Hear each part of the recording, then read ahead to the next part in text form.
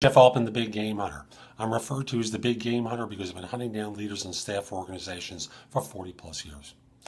I want to talk with you today and have a candid conversation. If you're someone who has a criminal record, has dealt with an arrest, to talk with you about how you complete applications.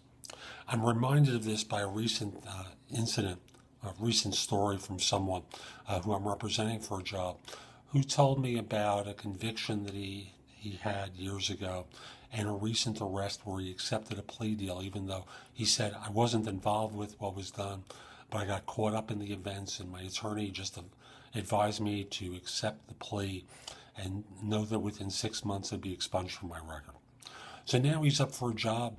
He's got to complete an application. And he's asked the question, have you been involved with a dishonesty that has not been expunged from your record yet?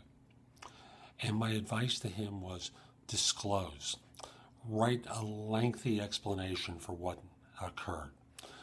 Don't lie. Why? Very simple.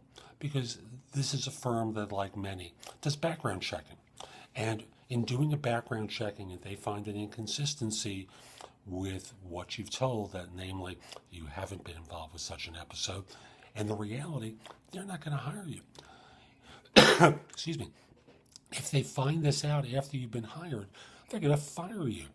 You know, I've been involved with way too many circumstances where people have found out post-employment that their references, their college degrees, a whole host of things are found out. But the criminal stuff is always the most egregious to employer.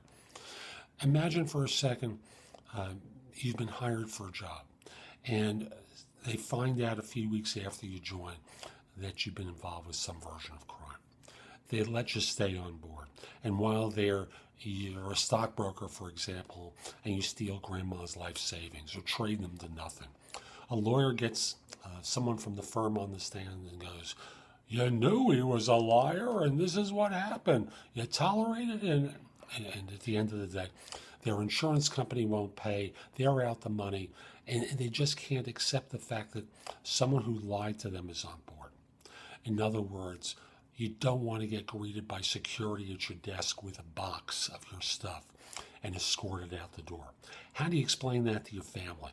How do you explain that to your kids or your friends or your parents that you got fired because you lied on the application? Don't do it.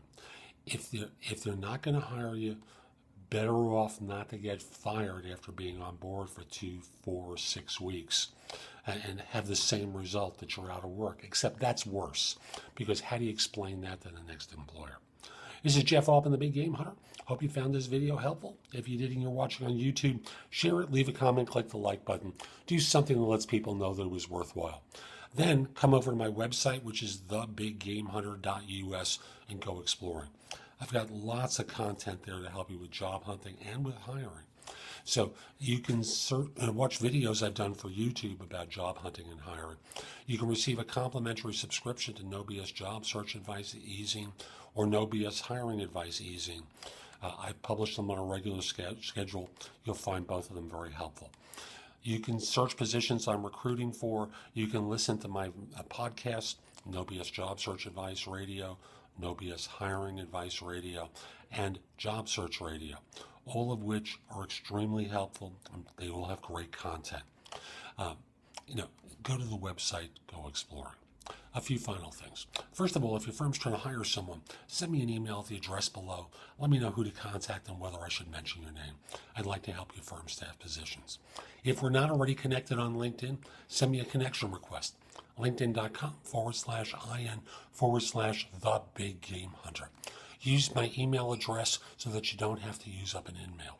Finally, if you have a question about job hunting, you're like most people. Except I hope you're not doing like what most people do, and that is ask the wrong people for advice.